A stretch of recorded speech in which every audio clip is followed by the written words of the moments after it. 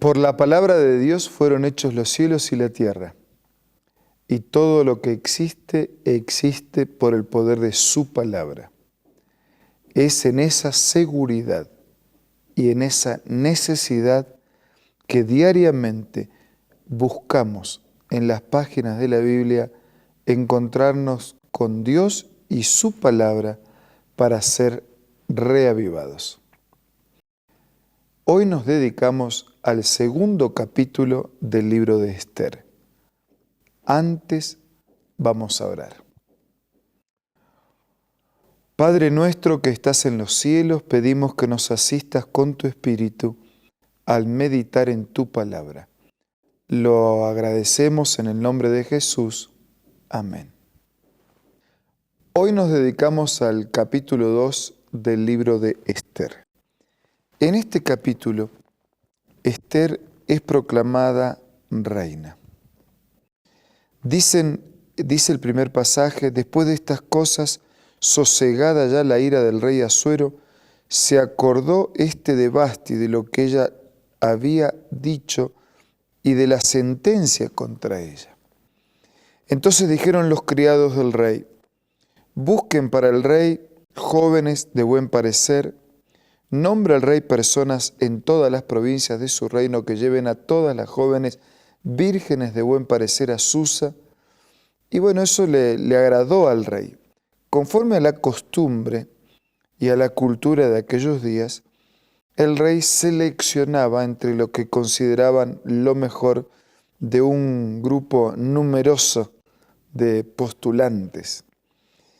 Y la joven que agradaba al rey reinaría en lugar de Vasti. Así que se hizo el trabajo. Dice el capítulo 2 que en Susa, en la residencia real, había un judío cuyo nombre era Mardoqueo, hijo de Jair, hijo de Cis, del linaje de Benjamín, el cual había sido deportado de Jerusalén con los cautivos que fueron llevados en la deportación que hizo Nabucodonosor, rey de Babilonia. Y dice versículo 7 que había criado a Hadasa, es decir, a Esther, y Esther era la hija de su tío, porque era huérfana. Aquella joven era de hermosa figura, de buen parecer, y cuando su padre y su madre murieron, Mardoqueo la adoptó como hija suya.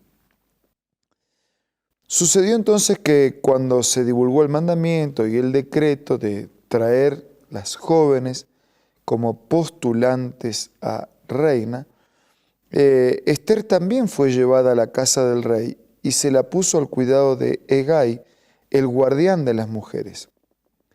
Dice versículo 9 que la joven le agradó y halló gracia delante de él, por lo que se apresuró a proporcionarle atavíos y alimentos.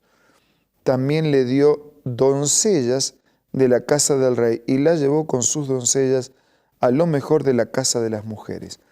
Es decir, que su actitud, su comportamiento, su forma de ser y también su apariencia fue conquistando la buena voluntad de quienes tenían que coordinar ese trabajo de postular la candidata a reina.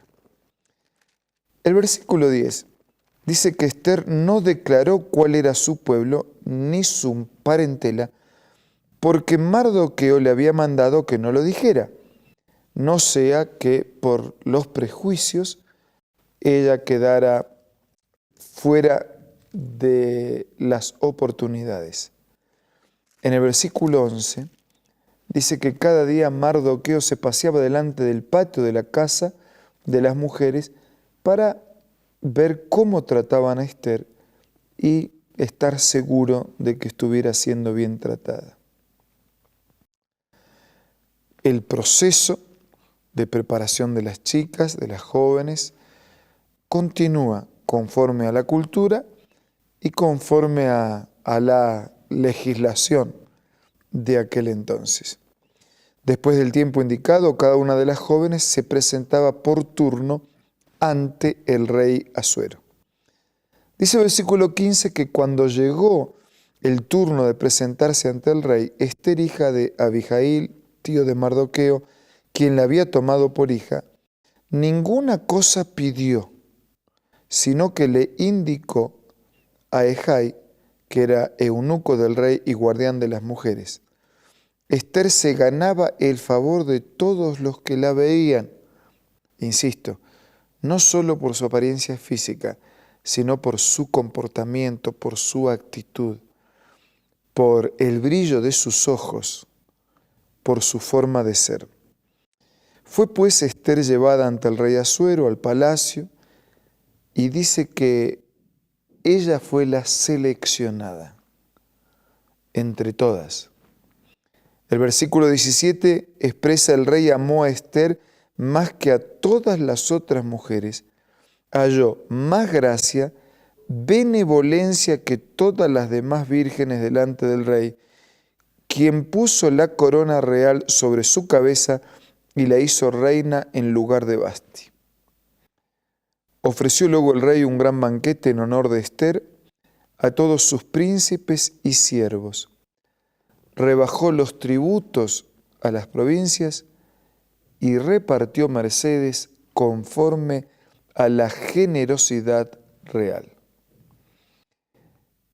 Qué importante tiene que haber sido para Ester, podríamos decir, que enfrentó adversidades en la vida al quedar huérfana, podríamos decir despreciada por sus raíces, pero qué importante tiene que haber sido para ella sentir que no estaba sola, que alguien estaba cuidando de su vida y dirigiendo sus pasos, porque tenían un proyecto especial para ella.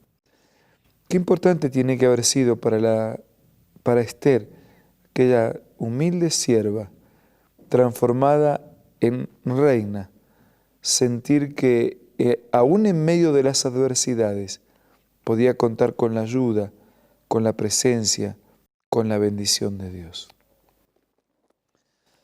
Desde el versículo 19 en adelante se nos cuenta que Mardoqueo percibe una conspiración contra el rey y entonces transmite su mensaje para evitar los daños del rey. Dice que Mardoqueo estaba sentado a la puerta. Ester, según le había mandado a Mardoqueo, no había revelado su nación ni su pueblo. Ester seguía los consejos de Mardoqueo por ese vínculo de afecto que había entre ellos. En aquellos días, estando Mardoqueo sentado a la puerta del rey, Bigtán y Teres, dos eunucos del rey que vigilaban la puerta, estaban descontentos y planeaban matar al rey Asuero. Cuando Mardoqueo se dio cuenta de esto, le avisó a la reina Ester. Ester lo dijo en nombre de Mardoqueo. Se hizo la investigación del asunto y resultó verdadero. Por lo tanto, aquellos dos eunucos terminaron muertos, ya que planeaban la muerte del rey. Yo cuento este incidente en relación a Mardoqueo. Vamos a ver después, más adelante, en análisis de otros capítulos de este libro, cómo este incidente ganó finalmente la confianza del rey, cómo Mardoqueo estaba sirviendo al rey. Y es interesante, en este capítulo, dos personas aparentemente despreciadas, los últimos de la fila. Uno es Mardoqueo, el otro es Ester. Ester termina siendo reina y Mardoqueo está dando los primeros pasos con la dirección de Dios para finalmente ser también un instrumento valioso en las manos del Señor. No hay últimos de la fila para Dios. Tarde o temprano, el Señor nos ofrece a todos un lugar en la primera fila, su amor, su afecto, su tiempo, sus bendiciones, sus promesas, como ocurrió con Ester, como ocurrirá con Mardoqueo. Tal vez usted se sienta el último de la fila, por las cosas que le pasaron, por las luchas, por los problemas, por situaciones que no se resuelven, porque está solo, porque parece que nadie se interesa en usted. Pero no, usted no es el último de la fila. Usted está en primera fila a los ojos de Dios. Agradézcale a Dios entonces que así como con Esther y Mardoqueo, Dios tiene un plan de oro para su vida. Dígale gracias en la oración. Descubre ese plan y sígalo.